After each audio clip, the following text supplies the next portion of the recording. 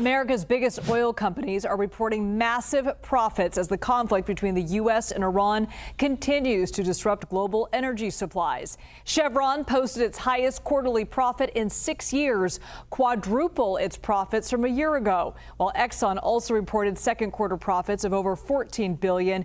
That's double from a year ago. Let's bring in CBS News business contributor Javier David.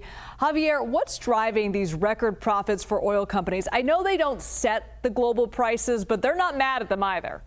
Well, clearly, like oil and gas companies basically are just like any other. The higher the price of the good or service they provide, the more money they make. So Chevron and Exxon, needless to say, because of all of the volatility that we've seen from the war in Iran and how that has affected oil prices, have seen both double-digit jumps in revenue, triple-digit gain in their profits. Again, as you mentioned, they don't set the price of oil, and they can't force it to go higher. But what they are able to accomplish is reap the rewards of what happens when prices inevitably rise, just as when they fall.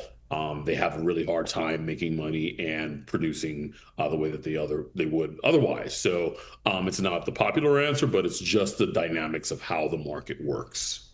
Meanwhile, the Trump Media and Technology Group is expected to report last quarter's earnings very soon. What are we going to be looking for in that report?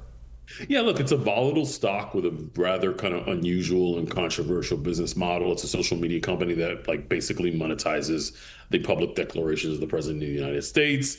They've branched out into other markets like crypto and fusion power recently. So we're looking or interested to see whether or not they're able to make any more moves in any of those sectors. But the stock has been, again, very volatile. The primary thing that people have been watching is that it has increased the wealth of the Trump family.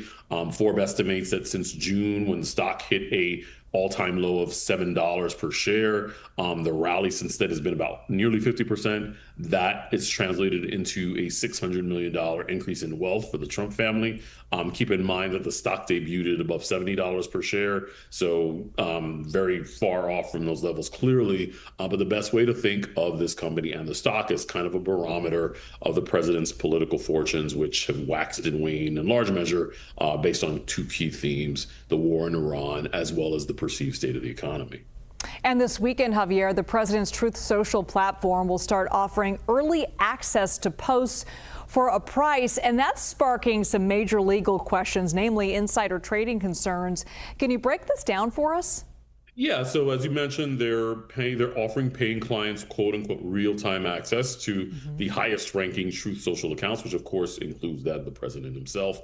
It would mean for the cool price of what is reportedly $100,000 per month, those investors would in fact get a sneak peek at potentially market moving posts. And so the strongest critics, mainly congressional Democrats, view this as a form of insider trading by another name. They've asked regulators to probe it as such. And to contextualize this, there have been Wall Street advisory firms that charge clients a premium for privileged information. There's one in particular, one that we used to follow a lot, called Medley Advisors. They build themselves as a macro research firm that was very connected to the Fed. And they had these research notes that would, to paying clients, that would routinely move markets. But in the case of Truth Social, it's very unusual.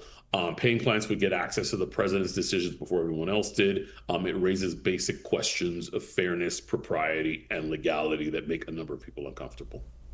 Javier David, always great to talk to you. Thanks so much.